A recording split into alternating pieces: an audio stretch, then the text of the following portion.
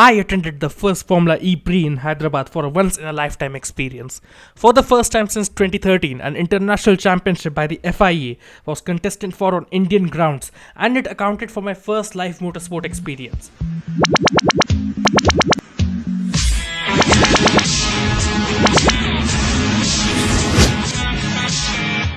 For those of you who don't know, Formula E is a racing championship featuring electric powered cars that can reach speeds of up to 280 kilometers per hour. It's a thrilling and sustainable sport that is changing the way we think about racing and will soon be the foundation of how Formula 1 will help in sustaining the environment. And let me tell you, the atmosphere there was electric. There were fans from all over the country and all over the world cheering on their favorite teams and drivers. And I cannot wait to get all of you in on the action that took place on that day. So buckle up and get ready for an adrenaline-fueled adventure as we explore the sights and sounds of the Formula E race in Hyderabad. Let's go! Can they find some form avalanche and Formula E team? They know this is going to be a very, very hard weekend again. On a Porsche 996 electric, the unready Formula team would be... Pascal went line yesterday with that accident. How is this guy going to do? Remember, he was somewhere around he was somewhere yesterday around Pascal. Where did Pascal there? Just couldn't even put in that much of laps. Yes, where. Now, he is in the 12th position currently on. So then, how does the Nissan fare today? So, Phil Strasgo gets on the track again, onto sector 1. Remember, when you're finishing turn number 4, you're already up to 1.3 kilometer on the track again. Around the turn number 3. Wow, he's quick. He's really been quick there. He's been putting up very good. This is coming down here into the line again, into turn number 6. Very, very quick. Turn number 7 and 8 approaches turn number 9. This is going to be a fast lap again. Nissan is saying that we got to put it up. Has he clocked the fastest sector he possibly has? Yes, he has. The fastest sector is 22.878. Can he do the second fastest again? So Andriati comes onto the track.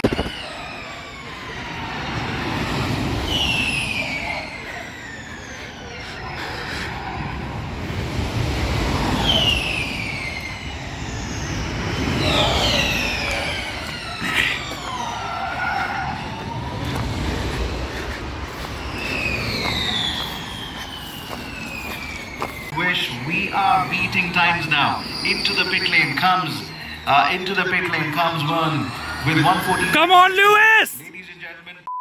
I booked my tickets for a charged grandstand worth $3,500 the day the tickets went live on 4th of January 2023 and was hyped for the entire duration of the month.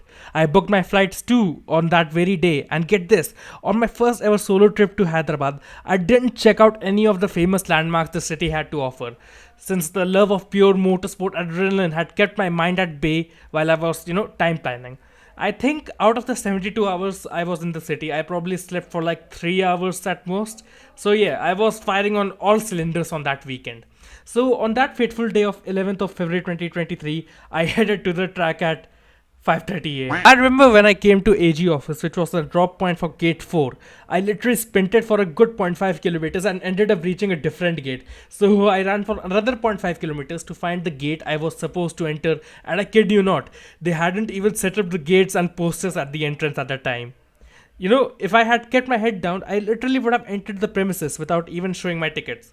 I had a chat with one of their officials too about the day being hectic and stuff, and then the wheels for the management of the event really started to fall off. I hopped on Reddit to try to acquaint myself to the fan base harbored by Hyderabad and ended up creating a mega thread post which got pinned to the main wall of the subreddit by the moderators so everyone can sync and share any key information before the race weekend commenced. And all signs at a time started to point that the event was going to be a dumpster fire in terms of management. As a matter of fact, the issues had started to creep up on the very day the ticket went live on Book My Show, with people rightfully complaining about the lack of a track map view on the application or website so that the customers can choose their grandstands. Since it was an impulse buy from my side, I didn't really care as I got a confirmation from my stand via mail and the spot looked pretty decent to me. I think that issue alone was a buzzkill as many threads on various social media handles they started to sell their tickets due to friends not coming, or that the handling and response times from the admins basically killed the curiosity of anyone who was willing to attend. Soon after, the management, which I assume was being handled by some first year marketing student or interns, started to employ the help of local celebrities and influencers to spread word about the event while barely answering any queries from the public or any medium of communication. They had these influencers who had a sit down interview talking about the most generic stuff about cars and racing, so much so it was mind boggling to see them read the same script over and over again. It honestly got annoying. Another thing that was seen was the late additions of grandstands to accommodate even more audience, even though their ticket sales were telling a whole different story. Judging by how much of an audience was sitting opposite to my stand, it's kind of funny. Another funny thing is that they actually had the sheer audacity of providing their premium and ace lounges to the public for a mere sum of 1,25,000 rupees and 65,000 rupees respectively. Now, no offense meant to Formula E, but if I had that amount of money to spare, I would have gladly booked my tickets for the Monaco Grand Prix to see how Ferrari were gonna screw Leclerc out this year. Multi-function tire position 5. Multi-function tire position 5. It's tough to say if the organizers underestimated or overestimated the popularity of Formula E, but they didn't get the point in the end. And as the viewing public demanded answers on their handles, we were greeted with more celeb plugins. And then we had the issues with FP1. I introduced myself to some fans who also came up rather early and shared our tastes as in favorite driver, which team they were rooting for, their occupation and all, and we were eventually asked to line up outside the security check. Even though I was relatively at the front of the pack, the people in charge didn't let us in after a good chunk of the second practice session, say 10 out of the 30 minutes which were allotted to that session had already elapsed. While at the line, I struck some good conversations with fellows regarding their thoughts on this season's Formula One championship, while people at the back either started to catch a live stream on YouTube or really outright started to protest to allow them entry. The live stream viewing part really made me panic as I wasn't exactly looking to miss out on another practice session. I followed their Instagram page as I thought it would be easy to notice directives rather than firing up the mails again and again, and it seemed to me that the marketing team consisted of freshers who accidentally got enrolled at gunpoint or something, cause every post of them raised more questions than answers. So let me explain. A Formula E race weekend is scheduled to accommodate 2 free practice sessions, 1 qualifying round, and finally the race, which differs if one venue is hosting 2 races at 2 different days. So, as per the schedule, the first free practice, as we put it as FP1, it was scheduled the day prior on the 10th of February around 5 pm. So, it led to a bit of confusion as our ticket showed the date as 11th with no references to FP1 on 10th. So, to provide some intel in the mega thread, I simply tagged them on their Instagram page where they said that the public will be able to attend FP1. Until they changed the response a few hours before FP1. And that, folks, is peak level of incompetence from the marketing team. At this point, I'll say to Formula E and their affiliated organizers that they should just hire me. All I know is I'll do a way better job, and please don't say it was your first time. It cannot be excused. But your organization couldn't even handle the digital queries, and the less we talk about what transpired on the race day, the better. I cannot believe that Book My Show and their affiliates handled a WWE show which has a way bigger fan base in India back in 2017, and they did it with utmost precision, and here they just collapsed on their own. Along with the redditor I met, we grabbed our wristbands which showed our allotted grandstand and made our way to our seats. I comfortably sat on a front seat, and I kid you not, this lady volunteer came up and told me I couldn't sit there and that it was a directive. I couldn't believe it. After all the incompetencies I had seen so far on their part, ridding me of my seat would have really made me lose my shit. But I guess 8:30 am ain't the time for me to cause a huge drama on unknown lands, so I just shifted to the side. I really would have liked an explanation, but Neo McLaren zoomed by and I just, let it go. The free practice session ran for a good 30 minutes in total, after which I rendezvoused with my friend and we headed to the fan access park. Pascal Wehrlein, who was leading the championship at the time, had suffered a massive crash during the FP1 session the day prior, along with many drivers having their lap time deleted as they tried to acclimatize themselves to the new track.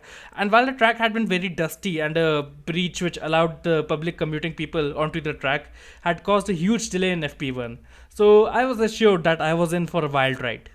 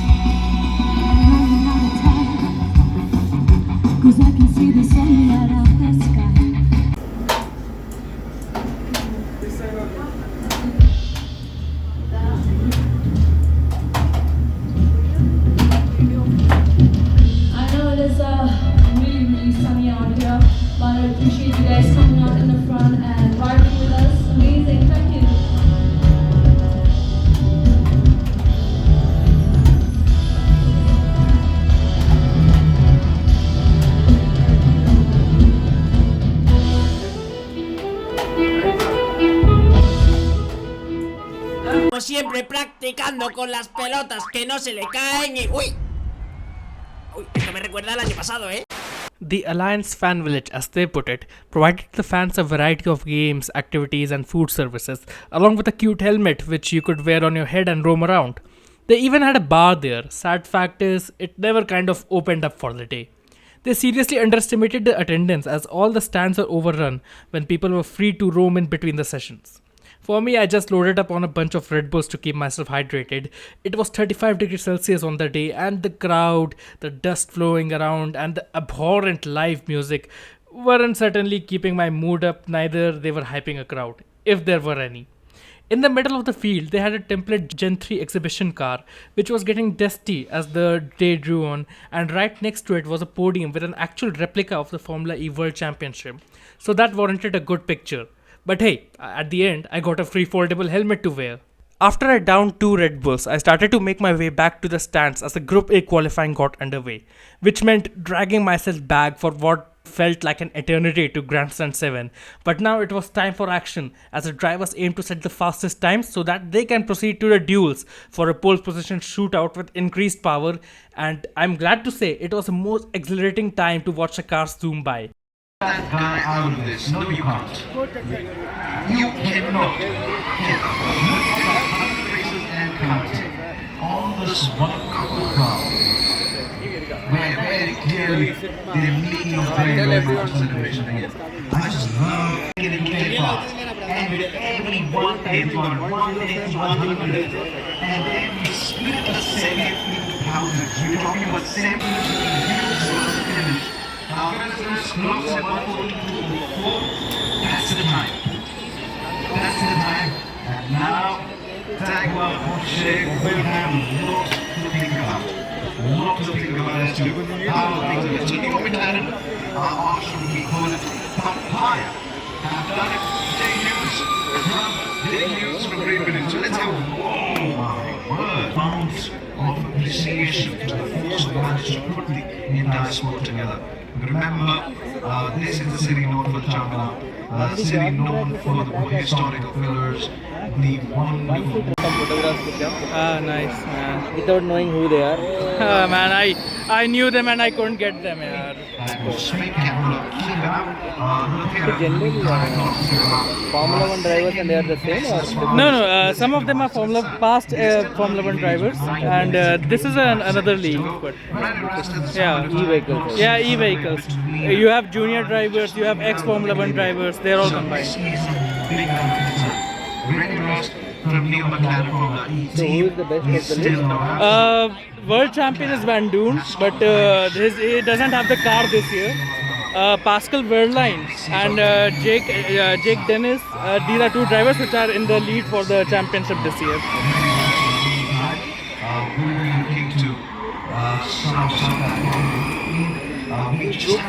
Thank you so much.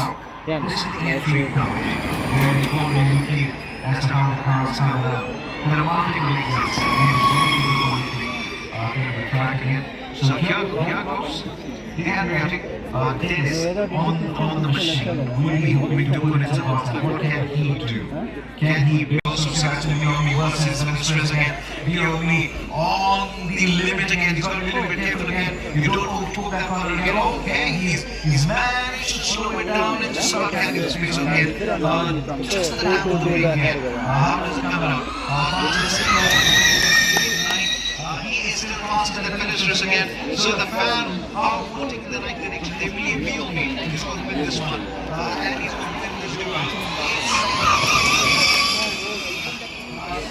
Matches him as far as second to concerned.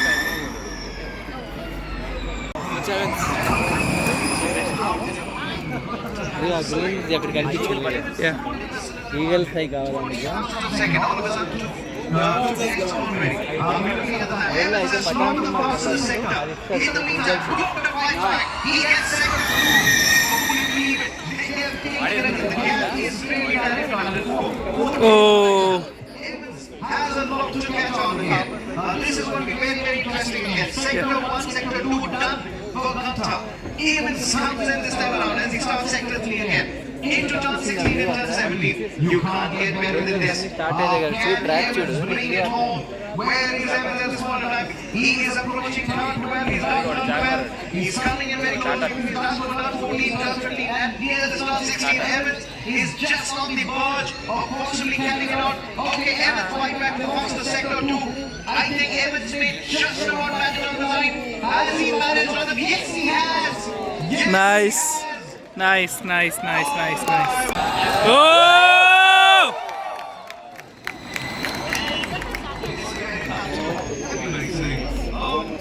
Head to head. The Formula E legend, Mr. Buddh. Sam Buddh, has just finished 100 globally. This one is coming up as 100 world.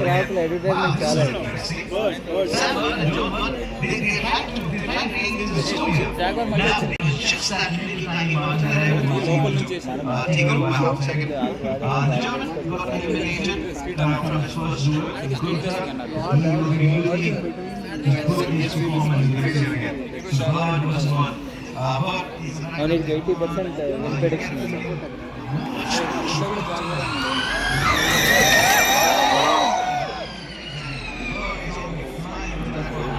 Faster sector for Buddh. He's already 2 heads up. So the fans are predicting it right so far. Buddh will look to seal this up again. Let's not speak too soon. He's... Oh, he has it! Oh, he has it! Oh, nice.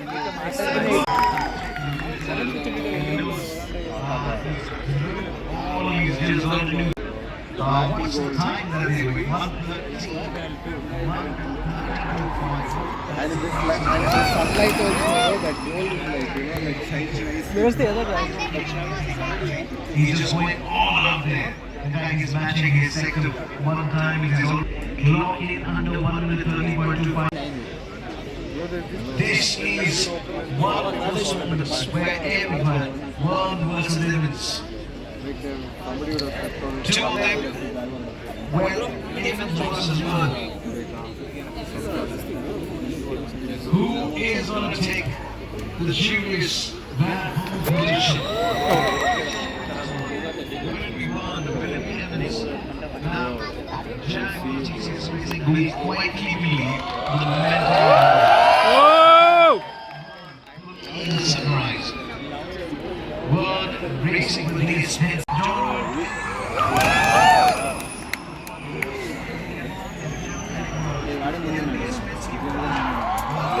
Oh!